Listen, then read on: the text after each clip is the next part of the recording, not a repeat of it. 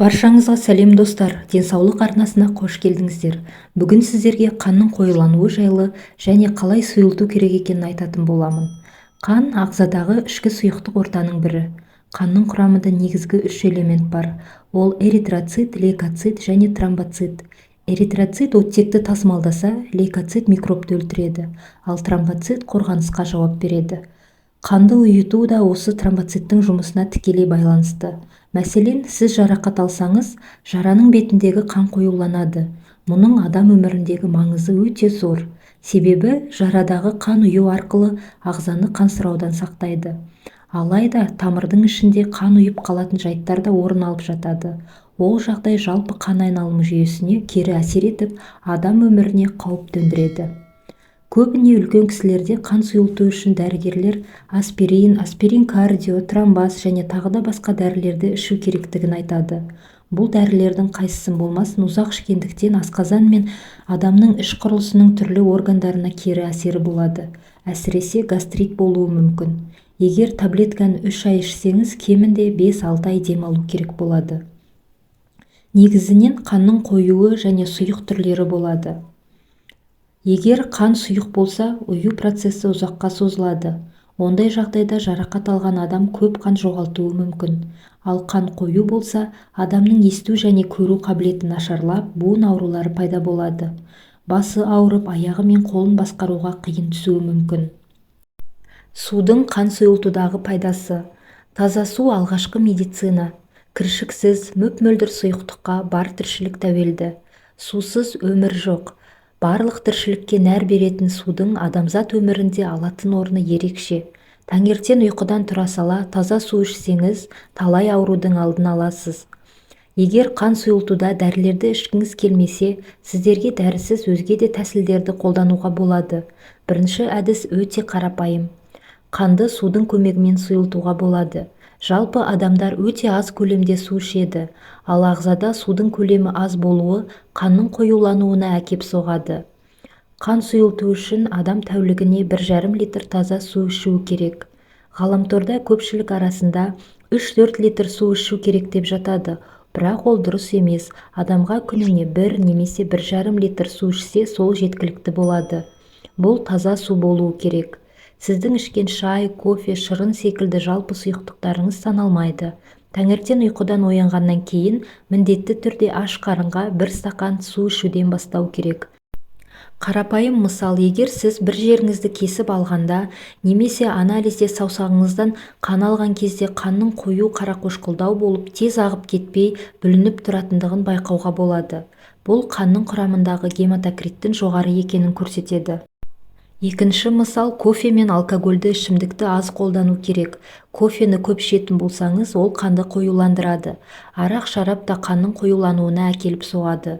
Олар қан тамырларында атеросклероз пайда болуына ықпал етеді. Тұздалған көкөністерді де көп жемеу керек. Кептірілген қышқыл тағамдар да адам ағзасына зиян. Сондықтан оларды белгілі бір мөлшерде қолданған дұрыс әрине. Қимыл әрекет жасау, спорттың жеңіл түрімен айналысу, жайлап жүгіру мен жүру, жатар алдында таза ауада серуендеу сіздің ағзаңызға өте пайдалы. Қимыл жоқ болған кезде бұлшықет тіні арасына гипоксия тіні пайда болып, ол да қанды қойылтады. Біздің денеміздің 70% судан тұрады. Ал ғалымдар адам бойындағы судың мөлшері небәрі 2%-ға азайса, күш қуатымыздың 20%-ға әлсіреп кететіндігі дәлелденген. Бар жоғы 1-2 жұтым су күйзеліс пен шаршағанды басып, орасан зор күш береді. Сондықтан алмасу жүйесі мен қан жүйелері судан тұратындығын ұмытпағанымыз жөн. Сүлікпен емдеу әдісі көптеген жылдар бойы қолданылып келеді. Бұл жәндікті ем ретінде біздің заманымызға дейін 2 ғасырда пайдаланған екен.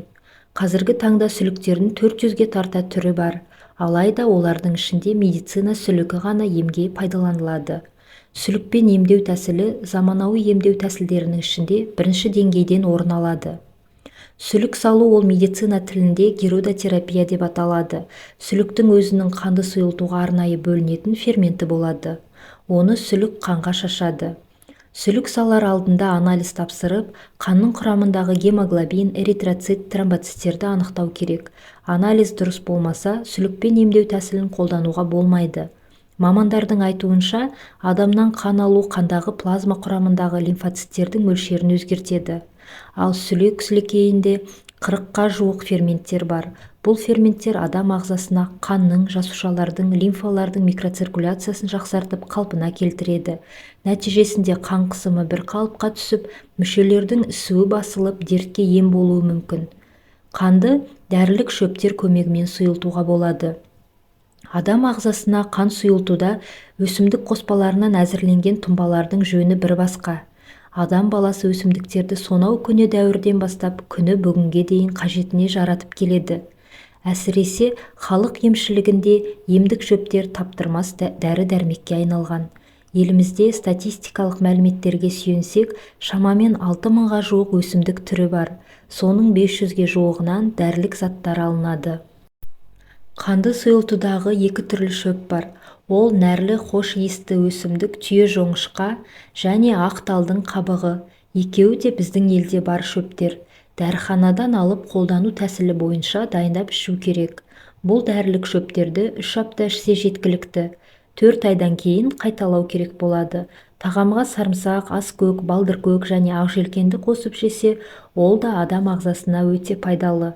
Ақжелкен өсімдігін әдетте салат немесе тағы да басқа тағамдарда әдемі етіп көрсету үшін пайдаланады. Жарты кесе ақжелкеннің құрамында күндізгі нормадағы А дәруменінің 100%, Б дәруменінің нормадағы шамамен 10% және С дәруменінің күндізгі керек болатын 50% бар. Екіншіден, қант диабетіне шалдығу қаупі төмендейді, сонымен бірге жүрек саулығы жақсарады.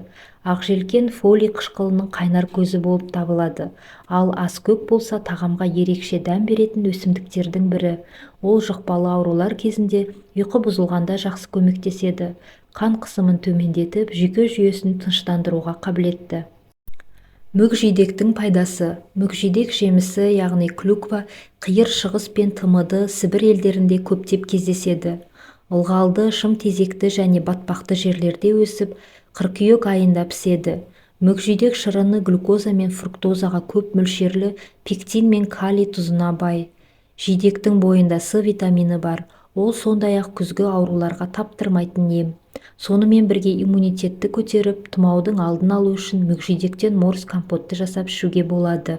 Бұл сусын бауыр мен асқазан және ішек ауруларын емдеу үшін аса пайдалы. Және де мүкжидек жөтелден құтылуға көмектеседі. Ол үшін 3 мезгіл мүкжидек шырынына балды қосып ішсеңіз жөтелге ем болады. Сонымен қатар бұл жеміс ауыз қуысы ауруларының барлығына ем.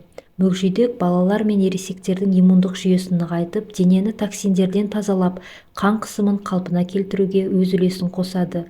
Сонымен бірге денедегі тәбет, метаболизм және ас қорыту жүйесін жақсартады. Және де мүкжидек жемісі цистит үшін өте пайдалы. Қанның қоюлануының бірден-бір себебі күйзеліс. Күйзеліс адамдардың жұмыстағы қарым-қатынасына, айналасындағылармен өзара байланысына, өмір сүру сапасына айтарлықтай әсер етеді.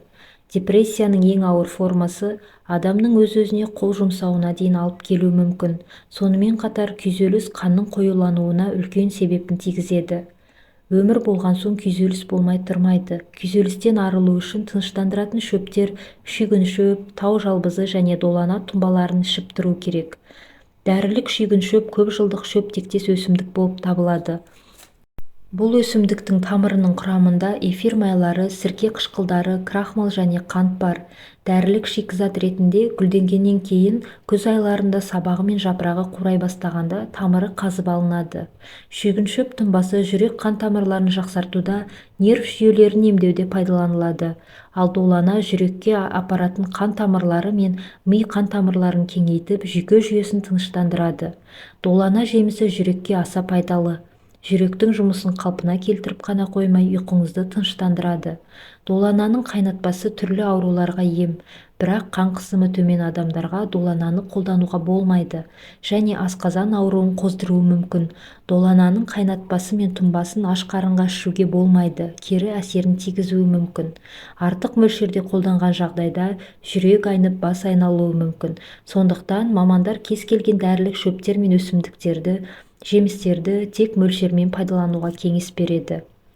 Денсаулық адамға берілген ең қымбат сый, сондықтан да аурулардың алу үшін дәрігер мамандардың кеңесінсіз өздігінен емделу жолдарын қолданбағандарыңыз жөн.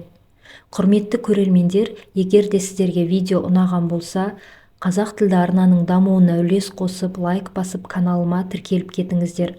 Алда қандай тақырыпта видео көргілеріңіз келеді, комментарийге жазып кетсеңіздер болады.